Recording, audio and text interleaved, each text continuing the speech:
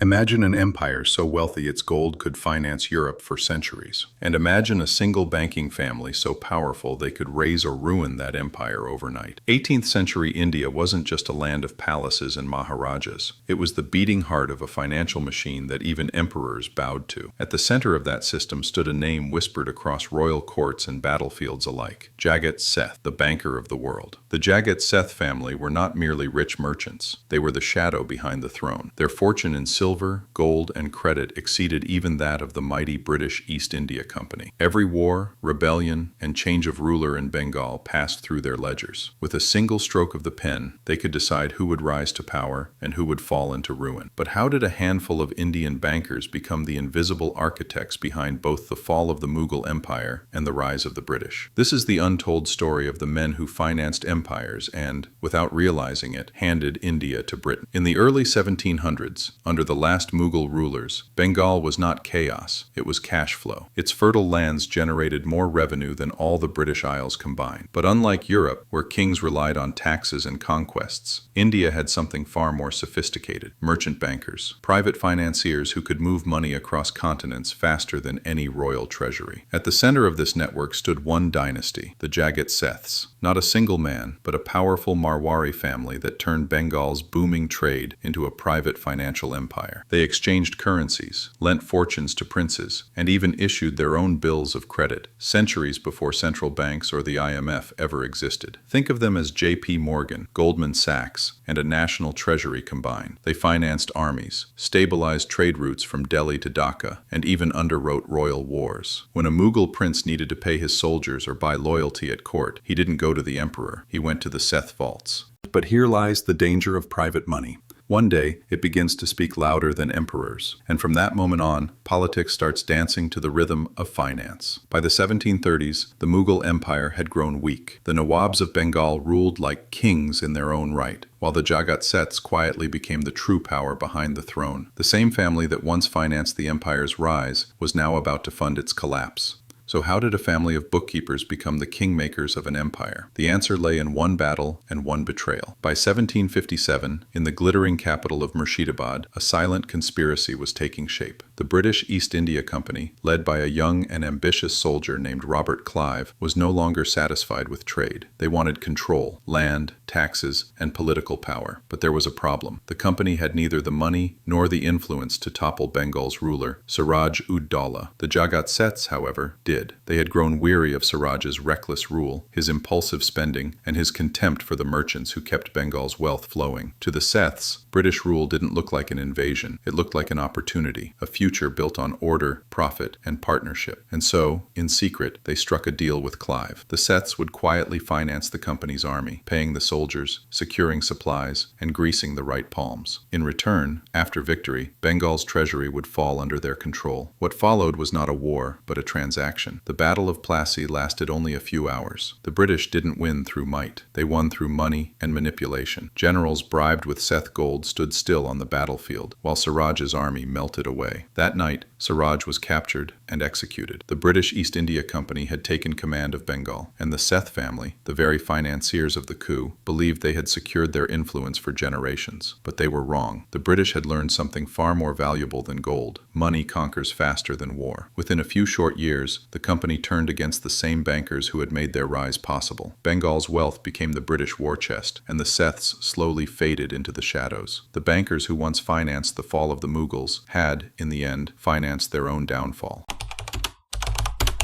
When the British East India Company took control of Bengal, they gained more than just land. They obtained a new power, the Diwani, the right to collect taxes. With a single signature, a trading corporation became the ruler of one of the richest regions on earth. But there was a problem. The British didn't understand India's complex credit systems, its local finance networks, or its intricate chains of trust. Unable to rebuild what they couldn't comprehend, they did what every empire does. If you can't defeat it, absorb it. Once the independent masters of Indian finance, the Jagat Seths family family were now reduced to mere lenders under British supervision. In modern terms, this was India's first hostile corporate takeover. Before 1757, Bengal's wealth stayed within India, circulating through cities and villages, funding artisans, temples, and industries. After 1757, that same money began to flow in only one direction, toward London. This marked the beginning of what economist Dadabhai Naoroji would later call the drain of wealth. In just one century, from 1757 to 1857, Britain extracted the modern equivalent of $45 trillion from India. That money built factories in Manchester, expanded the Royal Navy, and financed Britain's global dominance, all fueled by the revenues of Bengal. As the British system grew, India's private financiers, the Jagat Seths, the Marwaris, the Banyas, disappeared. The East India Company created a monopoly over credit and currency, dismantling the very networks that had sustained the Mughal economy. The Jagat Seth family themselves couldn't escape this fate. Through political pressure, forced audits, and fabricated bankruptcies, they were systematically destroyed. By the 1770s, the family, once said to be richer than the Bank of England, had lost everything. The irony was clear. The British had perfected the same financial system that once made India rich, but used it to expand their own empire. The profits that once powered Bengal's prosperity now financed the Industrial Revolution. Could India's financial empire have survived if it had remained independent? The numbers say yes, but history had other plans. Here's what most textbooks never tell you. Britain didn't fund its empire. India did. The taxes collected from Bengal after 1757 became the seed capital for Britain's European wars, its expanding navy, and its global trading dominance. Every ship that left London's docks, every cannon forged during the Napoleonic Wars, every textile mill in Manchester, all were partly financed by Indian money. Historical records show that even parts of Britain's Napoleonic campaigns were funded by revenue siphoned from Bengal. Factories in Manchester and Liverpool processed raw cotton from India, then sold it back to the very people who had produced it, at higher prices. As British exports surged, India's once world-famous handicraft and textile industries collapsed. It became a self-feeding, brutal cycle. Indian taxes financed British soldiers